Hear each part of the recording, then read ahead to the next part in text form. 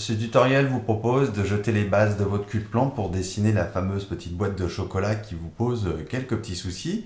On va aller jusqu'à la définition des ellipses qui vont vous permettre de dessiner ces arrondis sur chaque face et de commencer à dessiner ce qu'on appelle les crevets, qui sont les parties qui se situent ici. Bon allez, c'est parti. Bon, pour ce tutoriel, on va se servir de Sketchbook. Vous allez importer sur des calques différents la vue de côté, dimensionnée 60%. Vous nommez bien le calque. Et puis la vue de dessus, dimensionnée 60%, orientée 30-60 degrés. Ensuite, nous allons placer une ligne de vue qui va passer par le coin devant vous, puis une ligne de tableau, ligne de terre à l'intersection avec ce coin devant vous. On trace une ligne d'horizon tout en haut. Au point de vue, on va faire passer des parallèles à chaque côté de votre produit et l'intersection de ces droites avec la ligne d'horizon vous donnera les points de fuite. On en profite pour faire le point de fuite diagonal en traçant la diagonale jusqu'à la ligne d'horizon. Nous voilà déjà avec un cul-de-plan qui est pas mal. On va placer une ligne de terre qui passe par la base du produit et l'intersection avec la ligne de vue nous donnera la position du produit dans la perspective.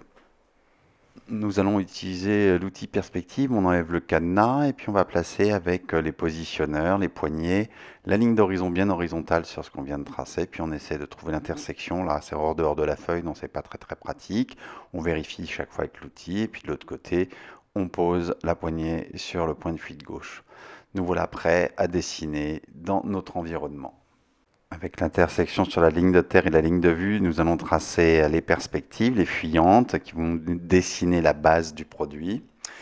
On va arrêter en hauteur en reportant sur la ligne de vue ce premier tiers, là où les arrondis vont commencer, puis le haut de la boîte et le haut du carré qui nous permettra tout à l'heure de dessiner les ellipses bien dimensionnées. On trace tout de suite les fuyantes gauche et droite.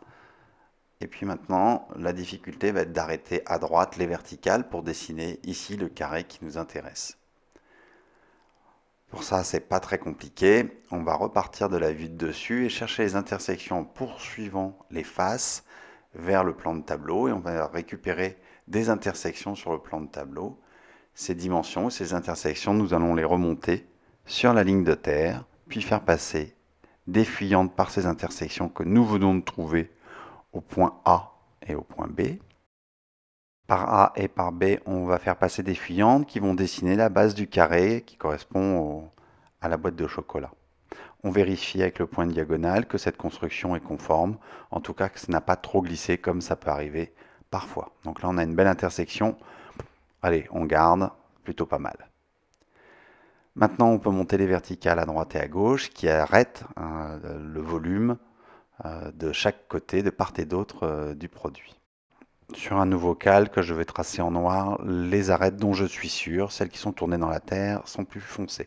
Maintenant, il s'agit de dessiner le petit carré orange qui se situe au top du top de la boîte de chocolat. Pour ça, j'ai besoin de reporter cette hauteur sur la ligne de vue, donc la hauteur du plan dans lequel se situe ce carré orange. Donc je reporte cette longueur, cette hauteur sur les lignes de vue avec une horizontale.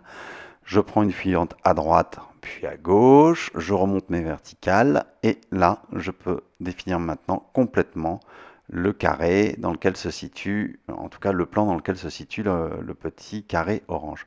Je vais reporter certaines dimensions sur le plan de tableau et avec une technique bien connue qui consiste ensuite à remonter ces dimensions sur la ligne de terre. Comme je suis un peu feignant, je vais créer une ligne de terre qui passe par le sommet du plan qui m'intéresse. Cette ligne de terre est toujours comprise dans le plan de tableau.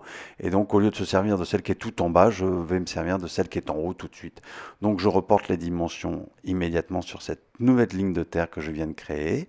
Sur les 4 points d'intersection que je trouve, je vais faire passer mes fuyantes et ces 4 fuyantes vont définir le rectangle, vont définir effectivement le carré qui m'intéresse. Je vais vérifier avec le point de fuite de diagonale que cette construction est propre et qu'il n'y a pas eu de déviation.